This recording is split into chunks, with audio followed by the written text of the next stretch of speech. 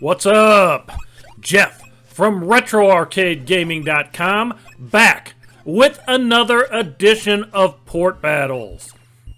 This promises to be our shortest and probably most disappointing episode yet, as we look at the 1981 release from Midway entitled Kick. It was also later released as Kickman. I actually rediscovered this game on a trip to the local arcade and had a great time playing it. Even walked away with the high score for the day. The premise of the game is simple. You play as a clown on a unicycle, and the goal is to pop or catch balloons on the top of your head. The control scheme is somewhat unique in that control of your player is done via a trackball, which allows you to move left or right on the screen. The game also features a kick button, one on each side, to appeal to both left and right-handed players, which allows you to kick a balloon you miss on your head back towards the top of the screen. Because it's a Midway game from 1981, it would be remiss if they didn't include Pac-Man in some fashion. He replaces random balloons, as do ghosts. Pac-Man will then eat stacked balloons for bonus points when you have accumulated enough on your head. There's a bonus level that requires you to catch balloons thrown from buildings while avoiding bombs. It's a fun game, gets very difficult and very quick as the levels progress.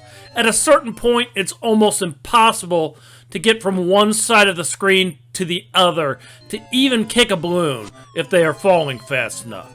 Here's a look at the 1981 release of Kick via MAME.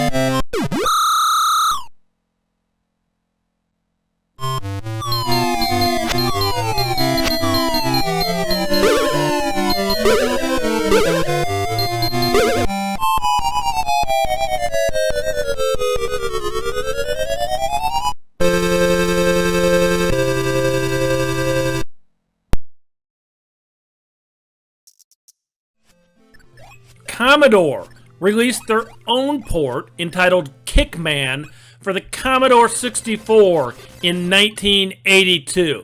It looks pretty good. It features less balloons in play than the original arcade game. I haven't really made it very far into the game, as it gets difficult very quickly.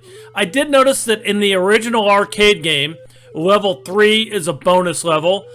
This port doesn't feature a bonus level, at least not at level 3. I'm going to assume it skips them altogether. I could be wrong. The port also has you juggling multiple balloons much earlier than the arcade counterpart, which ramps up the difficulty level very early in the game. Here's a look at Commodore's port of Kick, entitled Kickman for the Commodore 64.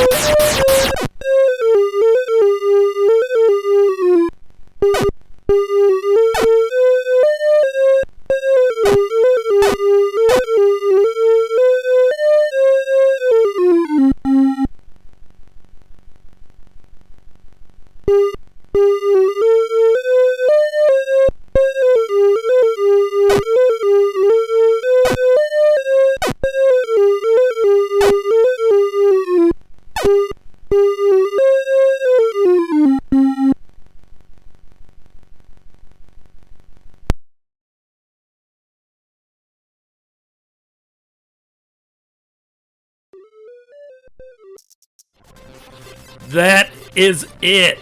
That wraps up our look at Kickman ports and clones. Exactly one for the Commodore 64. A release was announced by CBS Electronics for the Atari 2600 back in the day, but it never materialized. Mike Mika has also been working on a port for the 2600 for at least a decade as far as I can tell, but a finished release has never been made available. There's some demos on YouTube if you'd like to look at the progress, but there is no official release for that Mike Mika 2600 port.